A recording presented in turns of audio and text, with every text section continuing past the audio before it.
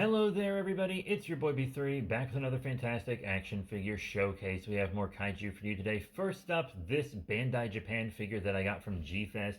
This is the Godzilla from Godzilla vs. Megaguirus. They have made a new one, I believe, but this was kind of the only real one like this for quite a while.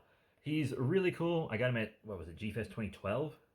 It's kind of the normal 2000 sculpt, but repainted and with these really awesome translucent spines.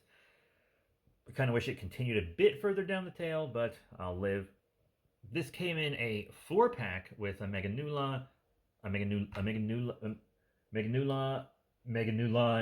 Megaguirus. Sorry. And it's really cool, and I remember the first time I ever saw it, I fell in love with it, and it was one of the Target figures I wanted when I went to G-Fest. Very, very happy to have it in my collection. All right, moving, as in on, we're going to have some Ultraman. Here is a pretty cool Ultraman figure from 2003, the Ultra Hero Series Ultraman Legend. Really unique looking Ultraman, and that is because he is a fusion from a movie. It's 2 or 3 Ultraman fused together. I've seen the movie. Once again, I said this in a couple other videos with Ultraman stuff. There's so much Ultraman stuff, and it's been so long since I've seen many of them that I'm just like, what was this again? Even though it's in my collection, my partner and I are rewatching all of Ultraman, the whole Ultra series in order with the Ultra Qs and everything. Or at the very least, what's been released here.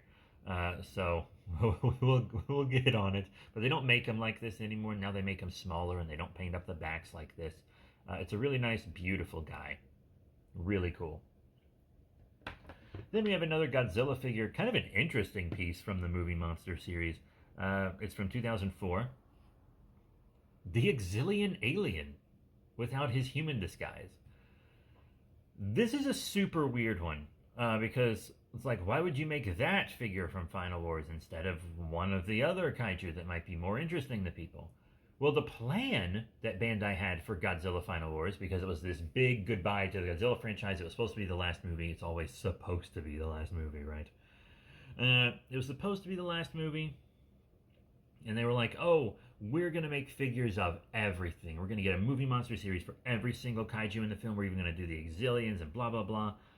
And then the movie bombed. I think it had like a record-breaking opening night. And then after that, it just tanked because it's terrible. It's a terrible Matrix rip-off Godzilla film. It's so odd. And yet I've seen it 1,000 times because I did grow up in the kaiju drought. But thankfully, we now have kids growing up in the kaiju renaissance who have a lot more options than I did. But before they axed all these other production ideas, they made the Exilian. I found him at a comic shop for a few dollars years ago. I love this little weird squid guy. He's such an odd, unique piece. Look at his heart, like right under his neck. What a weird little freak. I love him. And we're moving on to another Ultraman. This is another cool guy from the quote-unquote all-new Ultra Hero series.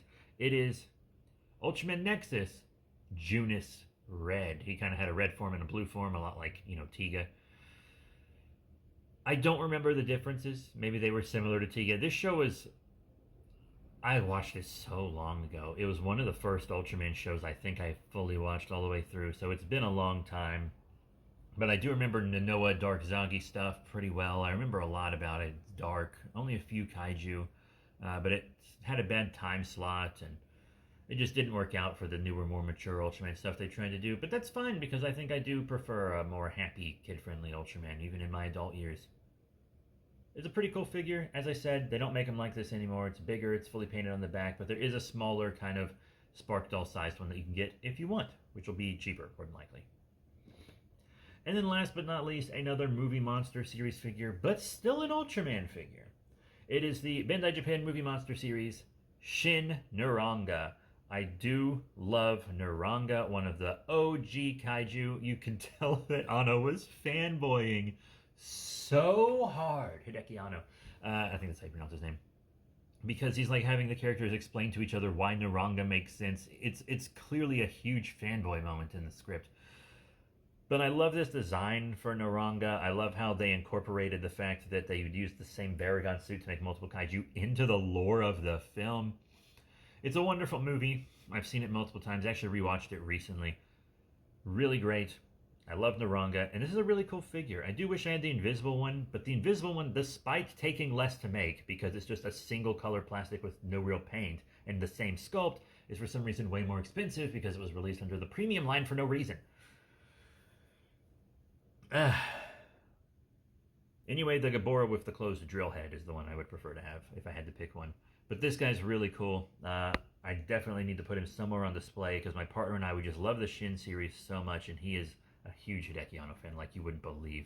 So I need to find a good place for this guy. I display a lot of kaiju toys up on top of the cabinets in the kitchen, but I feel like this guy should be down a little lower somewhere since he's a bit lower positioned.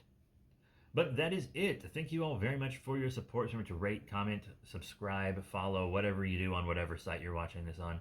And I'll see you all next time. Bye for now.